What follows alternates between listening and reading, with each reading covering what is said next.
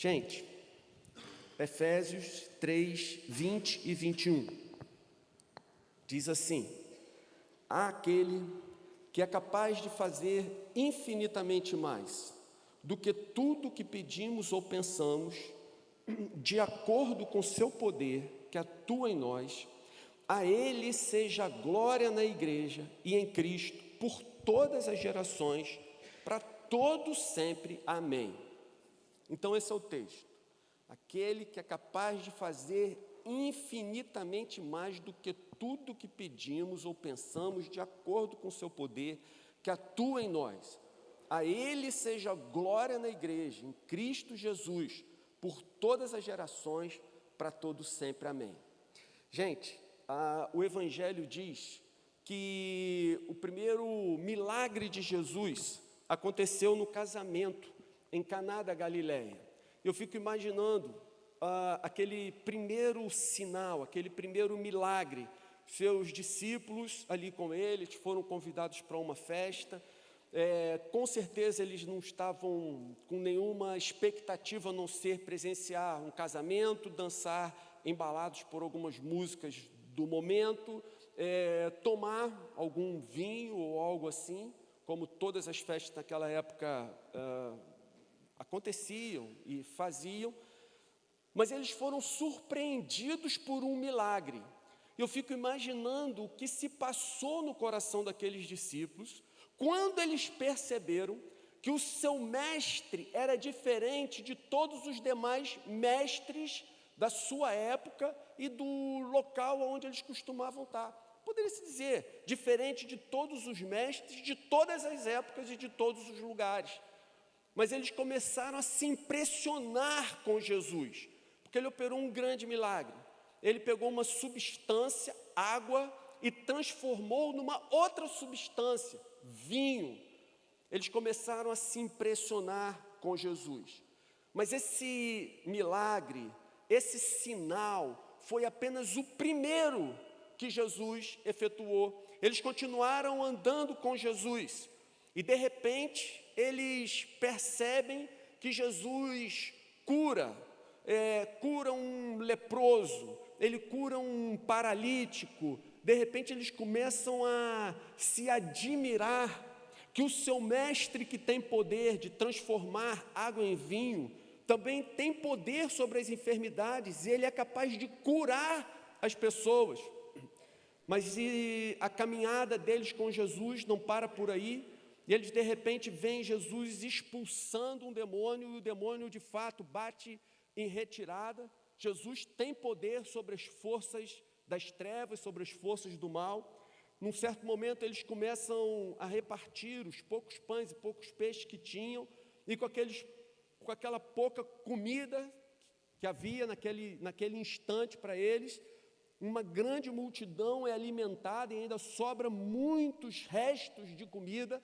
Depois que todos comeram, os restos que sobraram eram muito mais volumosos do que aqueles primeiros pães e peixes que começaram a ser repartidos. Depois, eles ainda se surpreendem quando Jesus repreende a força do vento e a força do mar, e o mar se acalma. Eles falam: gente, o nosso mestre tem poder até sobre as forças da natureza.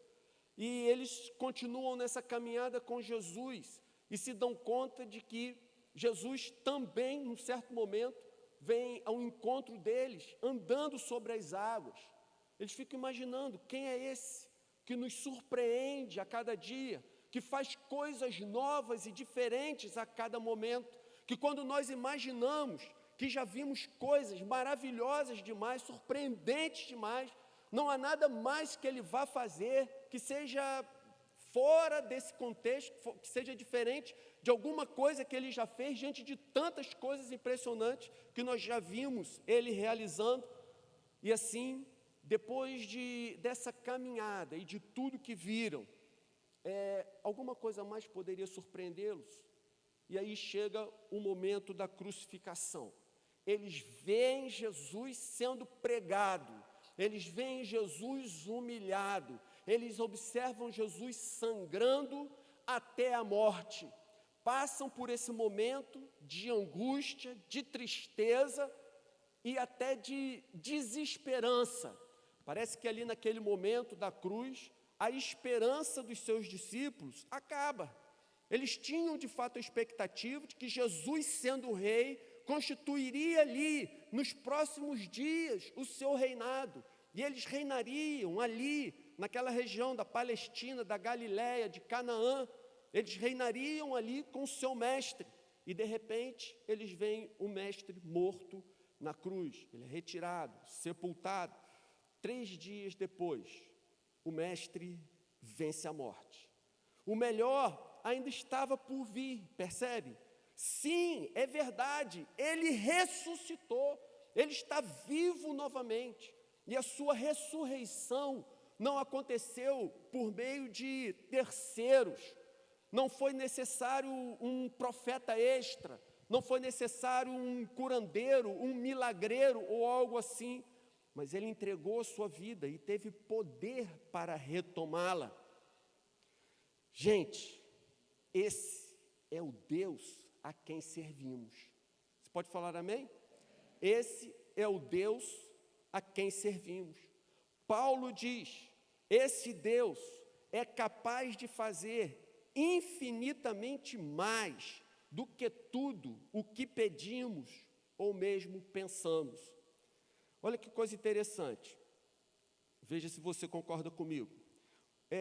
Os nossos pedidos, eles tendem a ser mais racionais.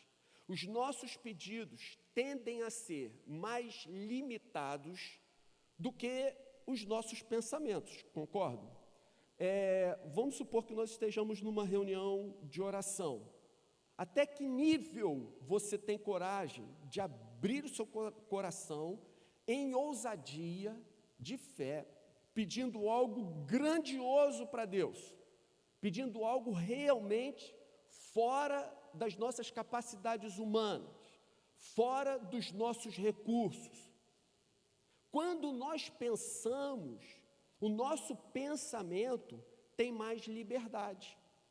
Vocês concordam? Se eu estou simplesmente pensando, gente, às vezes eu penso bobagem, às vezes penso que não devo, às vezes eu penso coisas assim maravilhosas, às vezes eu penso em Deus realizando coisas tremendas, extraordinárias. Às vezes eu sou capaz de pensar até mesmo em milagres assombrosos, porque eu estou simplesmente pensando. Mas quando eu estou numa reunião de oração, em especial com outros irmãos, outras pessoas, eu controlo esse meu excesso. Eu não me sinto talvez à vontade, não sei se você concorda comigo, de abrir o coração ou de revelar essas coisas ao nível que eu tenho simplesmente pensado.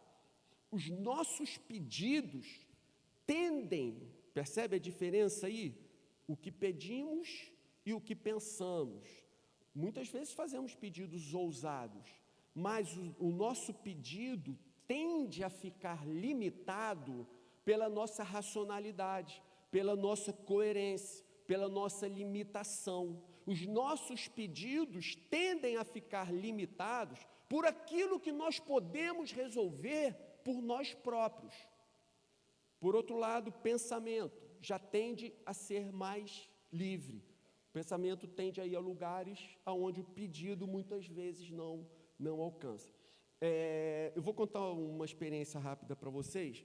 Por volta de 2011, 2012, nós começamos a pensar em sair desse lugar que nós estamos hoje. Começamos a orar e começamos a pedir. Então, nós pedimos como? Limitados pela nossa coerência, racionalidade, pelos limites do nosso recurso. Então pensamos, poxa, a gente gostaria de ir por uma área bem maior do que essa que a gente está. A gente poderia fazer muitas outras coisas mais interessantes, mais legais, um lugar mais agradável de se estar, etc. Pensamos em muitas coisas, então chegamos a uma conclusão. Para onde nós iremos? Vamos conseguir um terreno grande, enorme, lá em Várzea das Moças, porque a região oceânica já está cara demais. E nós não temos dinheiro para comprar nada por aqui. E ficamos durante alguns meses procurando terrenos lá em Várzea das Moças, até que encontramos um, quase compramos o terreno. E como que nós compraríamos aquele terreno? Ora, a igreja, de alguma maneira, iria conseguir um empréstimo bancário para levantar os recursos para pagar, então, o terreno, e depois a gente tentaria fazer uma campanha para pagar o empréstimo que havia pego no banco. Então, vocês percebem como que nós demos início à nossa busca de terreno? Ora, limitados pelo nosso entendimento, pelos nossos recursos, pela nossa capacidade. Onde nós temos condição de comprar um terreno? Em Várzea das Moças, aqui na região oceânica, nem pensar. Como nós compraremos o terreno? Fazendo um empréstimo no banco, porque, afinal de contas, dinheiro não cai do céu. Vocês percebem a limitação? Aí, um jovem, na ocasião, vou citar o nome dele, espero que ele não se assuste, não sei nem se ele está aqui. O Dan virou e falou assim: gente, eu acho que a igreja deveria começar a orar pela área do gol de letra ali, onde o Leonardo tinha um trabalho social. Aí, num primeiro momento, todos ficaram assim: como assim orar pelo gol de letra? Aquela área ali tem 8.000 metros, aquilo ali é uma área altamente valorizada, aquilo ali é uma área cara demais. Mas aquilo ecoou no nosso coração, bateu fundo lá, e a gente se deu conta disso. A gente está procurando coisas limitados pelo nosso estamos procurando coisas dentro do limite que nós temos, dos recursos que nós temos, do pensamento humano que nós temos. Aí esse negócio começou a me incomodar, começou a incomodar vários irmãos, e nós começamos de fato a orar. Aí combinamos, algumas pessoas da liderança decidiram fazer o seguinte: vamos fazer igual Josué com o muro de Jericó, vamos dar 7 voltas ali naquele lugar. Não sei quantos aqui conhecem, é uma área realmente muito grande aqui perto, toda plana, prontinha, linda, maravilhosa, e nós começamos então a rodear aquele troço. Uma vez, durante uma semana, todos os dias a gente ia ali, rodava aquela área orando. No último dia, quando soltamos do carro, que andaríamos 7 vezes em volta daquilo, uma senhora, ela viu a gente chegando, era domingo de manhã cedo, ela desceu do carro e falou assim: pastor Henrique, eu não vi essa senhora há anos. Ela falou: na semana passada eu tive uma visão e eu queria compartilhar com você. Qual foi a visão? Eu vi esse lugar aqui abarrotado de anjos, esse morro estava abarrotado de anjos. Então, no meu coração, comecei a pensar: pode ser que Deus esteja querendo operar uma coisa diferente em nós. E aí, levamos tudo isso que eu estou contando para vocês, assim, bem a sério, continuamos em oração. Eu me lembrei que o jogador Bebeto, ele conheceu a Jesus na igreja Betânia, por volta de início da década de 80, 81, 82, o Baltazar, o artilheiro de Deus, só os mais antigos lembram disso, o Baltazar veio jogar no Flamengo. No período que ele jogou no Flamengo, ele frequentava a igreja Betânia em São Francisco. Numa dessas ocasiões, ele levou o Bebeto, e ali o Bebeto teve um encontro com Jesus. Eu era uma pessoa absolutamente desconhecida na igreja, mas me lembrando desse fato, eu não sei como, eu consegui o telefone do Bebeto e liguei para ele. Fui ousado. Aí liguei para o Bebeto e falei assim: Bebeto, olha só, a gente está interessado, aí contei a história toda, no terreno do Leonardo, mas a gente é uma igreja simples, estamos começando, não temos muito recurso. Na verdade, a gente queria que ele desse o terreno para a gente, e a gente até poderia pagar alguma coisa para ele, mas o que a gente considera que seria mais importante para o coração do Leonardo é que a gente se prontificaria a continuar a obra do Gol de Letras, essa obra social que ele parou por falta de tempo, recurso, enfim, recurso de tempo, e algum motivo ele interrompeu. Eu falei: a gente retoma de uma maneira ainda muito mais intensa. Aí o Bebeto falou assim: poxa, que maravilha, então você também é da Betânia, foi maravilhoso que eu conheci Jesus lá, tenho uma gratidão enorme por essa igreja e tal. Aí ele falou: olha, pode deixar que eu vou tentar falar com o Leonardo, e depois a gente volta a se falar. Aí um dia eu estava vindo lá de Caraí, de uma célula, quando eu estou à noite, foi 10 horas da noite, quando eu estou na descida daquela serrinha, um telefone estranho que eu não conhecia, me liga e do outro lado lá diz assim: alô, quem está falando aí? É pastor Henrique? Eu falei: é. Aí o cara lá do outro lado falou: aqui quem está falando é o Carbone. Eu queria saber o que você quer pedir para o Leonardo. Aí, cara, você imagina um negócio desse? Eu vi assim na minha frente, como se Jesus estivesse falando: o que queres que te faça? Aí eu assim, gente, comecei a suar, a tremer, dei a seta, encostei o carro, botei o carro no estacionamento, parei. Aí eu falei: Carbone, sabe o que é Carbone, né? Vocês já ouviram falar no Carbone? Tem o Carbone pai, que já foi da Seleção Brasileira de Futebol, e o filho, que também é jogador, mas que agora é empresário de futebol. Aí eu falei para ele assim: Carbone, contei toda a história que eu não vou repetir. Aí falei: é isso que eu estava pretendendo. Então, cara, qualquer coisa você possa me ajudar. Ele falou assim: olha só, eu estou indo para a casa do Bebeto agora, e nós vamos ligar de lá agora para o Leonardo. E aí, gente, sabe por que eu estou contando essa história para vocês? Vocês veem que a coisa chegou assim muito perto de se concretizar. Eles ligaram para o Bebeto. O Bebeto pediu mais informações a respeito da igreja. Pô, eu preparei um relatório grande para ele, com fotos, mostrando o que a gente fazia, o que a gente ia se propor a fazer. E aí o Bebeto respondeu dizendo que, daqui a tanto tempo eu vou estar no Brasil e eu quero analisar melhor esse negócio, a gente vai conversar sobre isso. Bem, os administradores deles entraram em contato com a gente e disseram: olha só, tem 3 meses que nós assinamos um contrato com a construtora. Se nós não tivéssemos assinado o contrato com a construtora, muito provavelmente o que vocês estão pedindo aconteceria como vocês pediram. Percebeu? Nós chegamos muito perto, porque talvez, se nós, lá no início, ao invés de nós pensarmos apenas dentro dos nossos recursos, se nós tivéssemos pensado em algo que Deus agiria e que Deus faria, talvez a gente tivesse conseguido aquela área. Não estou contando isso para dizer: poxa, mas então será que a gente saiu da presença de Deus, da vontade de Deus? Será que Deus queria que estivesse lá e a gente não está? Não, gente. Eu creio que Deus é absolutamente soberano, Ele pode fazer, e Ele faz tudo de acordo com a sua vontade. Eu só me lembrei de contar isso para os irmãos, para vocês entenderem que Deus é de fato capaz de fazer infinitamente mais do que nós pedimos e do que nós somos capazes de pensar. E os nossos pedidos e pensamentos de acordo com Deus não podem ficar limitados aos nossos recursos, não podem ficar limitados ao nosso tempo, aos nossos recursos financeiros, à nossa racionalidade, à nossa coerência. Deus pode fazer muito mais do que nós pedimos, ou mesmo conseguimos imaginar. Agora, gente,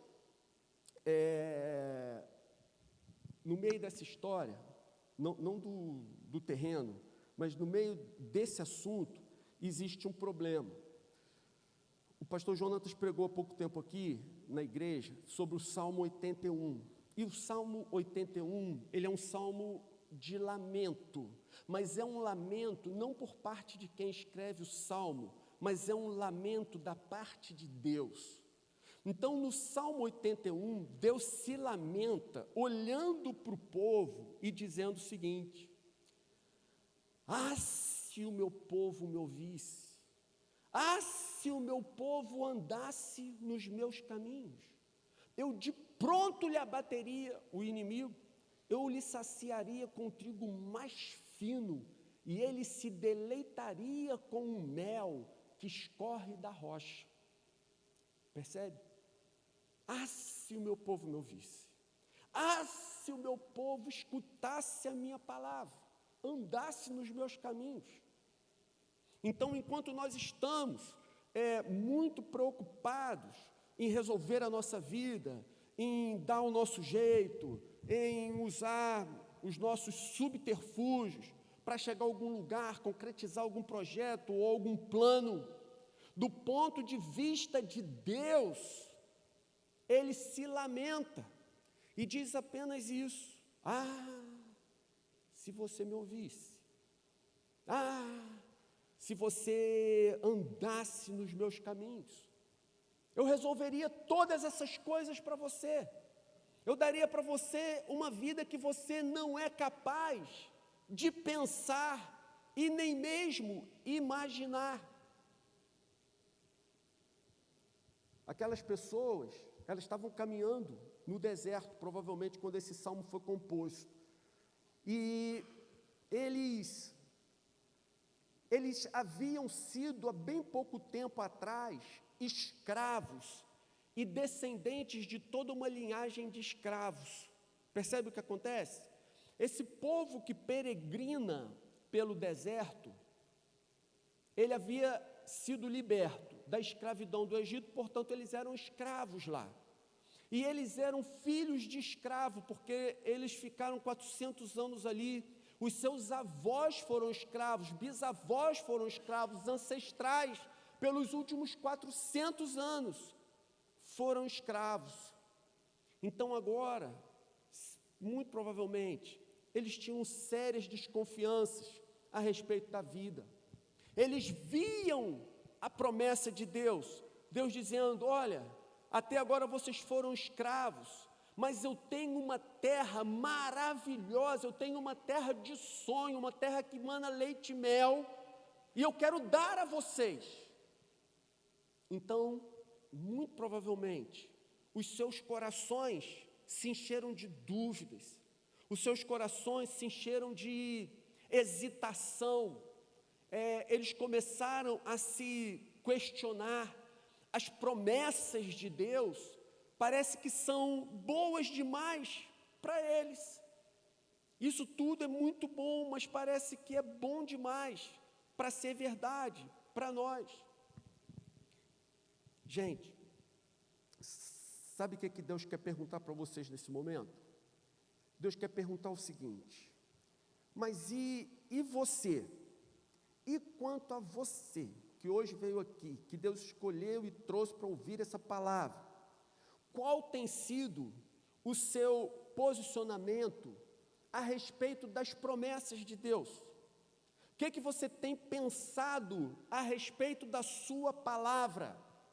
Você crê de fato que Deus pode habitar em você com toda a sua plenitude? Você crê que Deus pode lhe dar uma vida absolutamente nova, gloriosa, abundante, magnífica? Você crê que Deus pode lhe dar uma vida assim? Enquanto pensava sobre esse texto, eu me lembrei da passagem do profeta Ezequiel capítulo 37, em que Deus lhe dá uma revelação, Deus lhe dá uma visão do seu templo. Naquele templo onde Deus habita, ali, ele viu que jorrava água em abundância. Água absolutamente pura, cristalina. Essa água era abundante, como eu disse. Essa água fluía do trono de Deus, do templo de Deus, e à medida que ela escorria, ela ia formando um rio. E aí, num certo momento, Deus lhe diz: olha, entra no rio. E o profeta colocou os pés ali, começou a sentir até a sensação do que é encostar num rio vivo, no rio que flui do trono de Deus. Seus pés começaram a sentir o refrigério daquela água. E Deus então lhe diz: agora anda. Ele continuou andando, até que a água chegou no seu joelho. Ele parou, certamente com outro tipo de sensação, e Deus falou: não para, continua andando. E ele andou até a água chegar na sua cintura, e ali ele já começava a sentir a força da correnteza.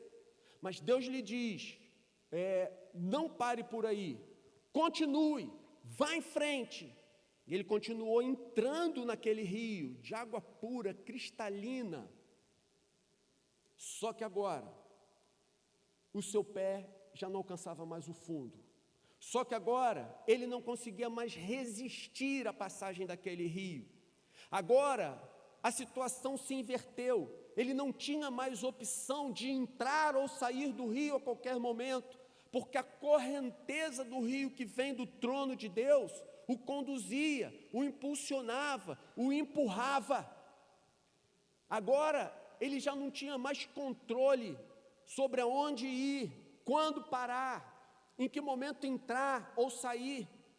Mas agora o rio o leva de acordo com a força da sua própria correnteza. E ele observa que por onde aquele rio vai, há enxames de peixe em abundância. Nas margens do rio, toda a vegetação volta a florescer. Aquele é um rio vivo. E o profeta agora não consegue mais lutar contra aquela correnteza, mas a correnteza o dominou, o subjugou, a correnteza que o leva. Percebe o que Deus está requerendo de nós? Você já tem experimentado o frescor desse rio nos seus pés? Você já tem experimentado esse rio até o seu joelho, até a sua cintura? Pois o que Deus está pedindo de nós é agora, tira o pé do chão, deixa o rio te levar, deixa o rio exercer a sua força sobre a sua vida, deixe que esse rio do Espírito conduza você, encha você, dê vida a você. Ele vai te levar a uma vida absolutamente abundante. Gente, para terminar, primeira aplicação, nós não podemos parar, nem arrefecer, na busca por um avivamento real. Um avivamento real, muito além de uma experiência mística. Ele vai nos mover a querermos coisas novas da parte de Deus. Um avivamento genuíno vai tirar do nosso coração toda a apatia espiritual. Um avivamento genuíno vai fazer com que nós voltemos a ter prazer, ou tenhamos prazer, em ler a palavra de Deus, em orar, em nos colocarmos na sua presença. Um avivamento genuíno vai colocar no nosso coração uma grande preocupação com aqueles que estão perdidos, com aqueles que estão vagando por aí sem igreja, com aqueles que nunca conheceram Jesus, nunca ouviram falar do seu amor. Num avivamento verdadeiro, coisas tremendas e maravilosas começam a acontecer. Dentre elas, a presença de Jesus se torna completamente perceptível. Eu me converti no final da década de 70.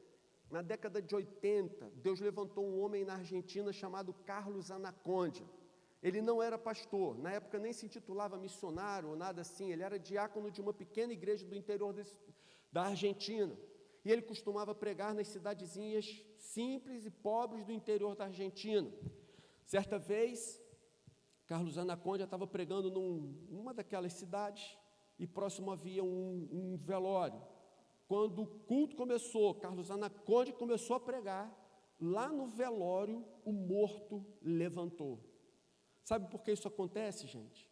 Porque o nosso Deus é capaz de fazer infinitamente mais do que tudo aquilo que pedimos ou pensamos, de acordo com o seu poder que opera em nós.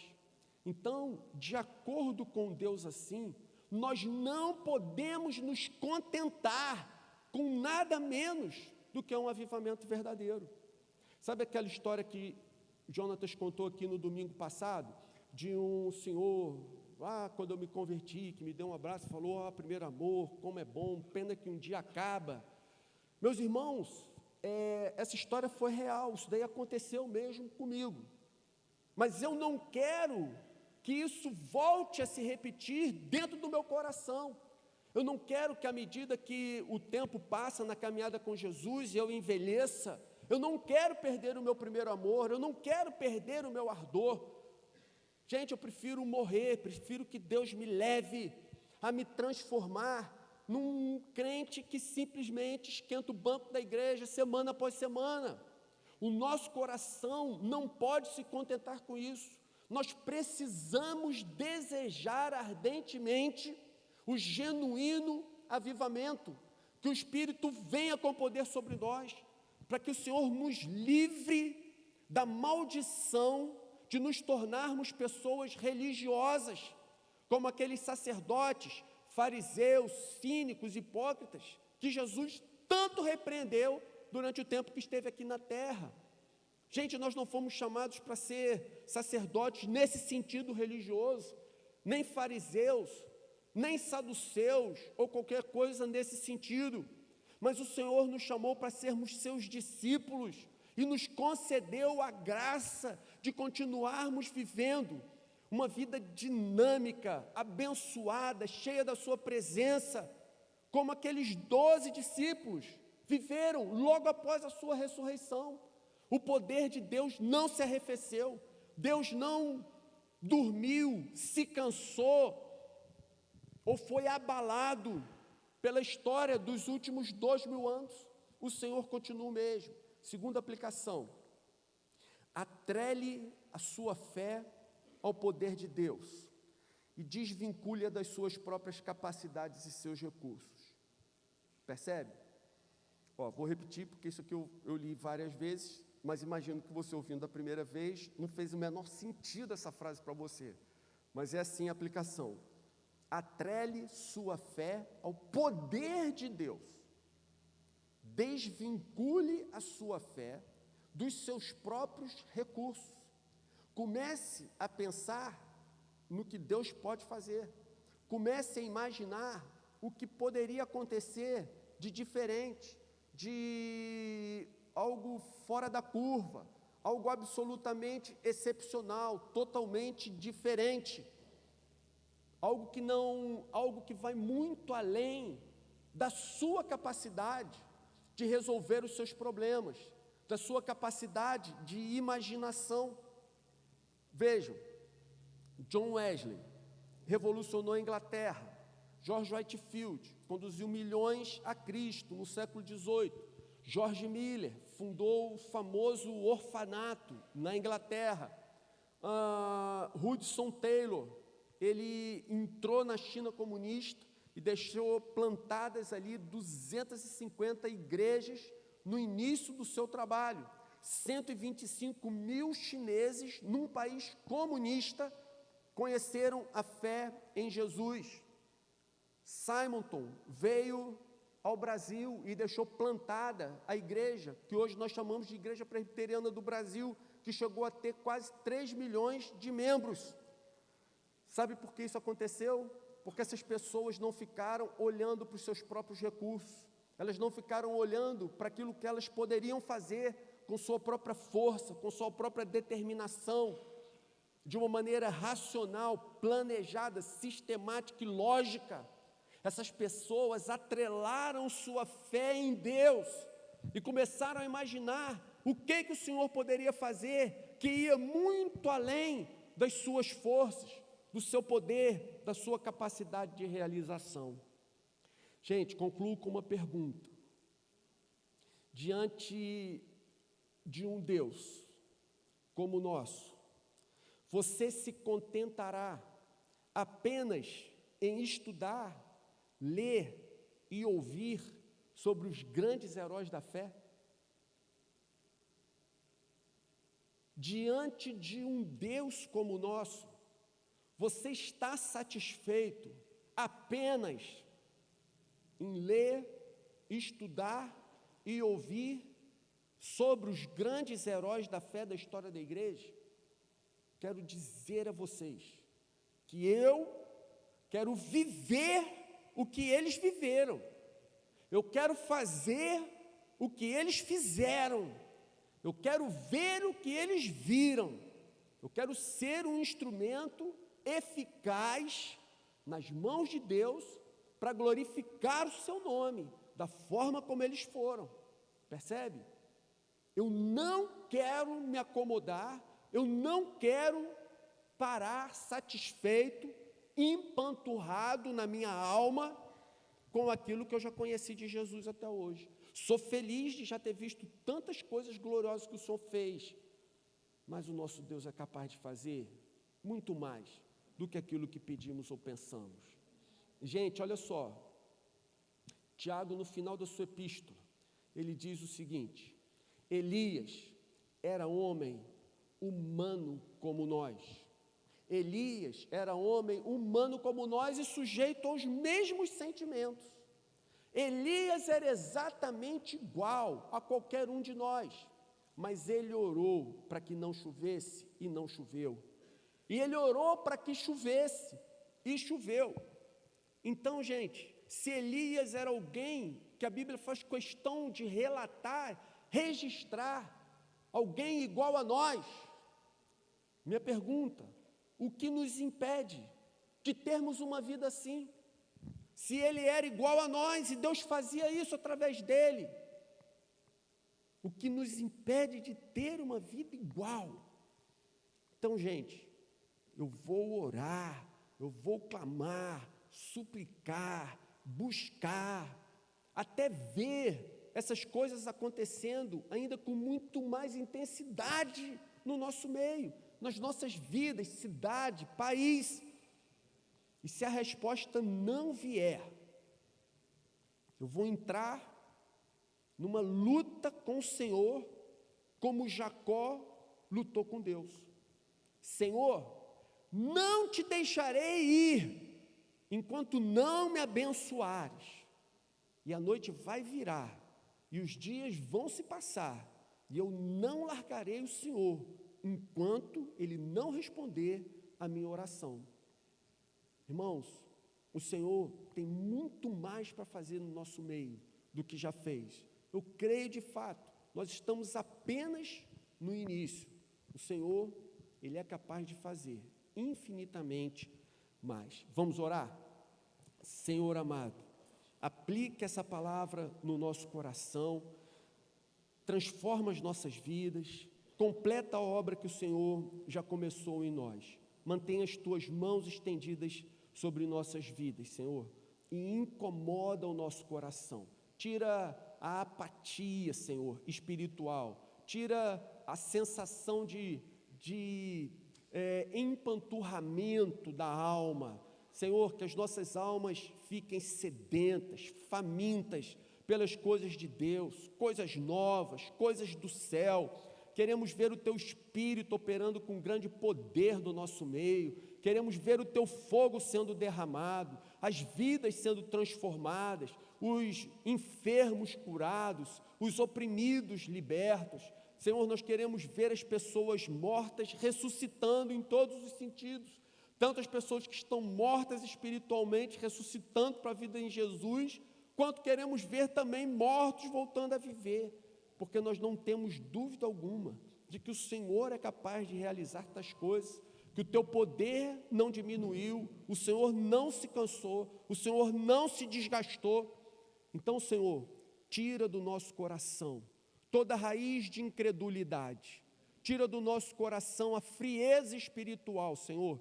Volta a acender uma chama, uma tocha, uma fogueira aqui no nosso meio, Senhor, que venha incomodar a cada um de nós, até que a gente viva a vida em plenitude que o Senhor planejou para cada um de nós. E assim nós oramos e te agradecemos em nome de Jesus. Amém.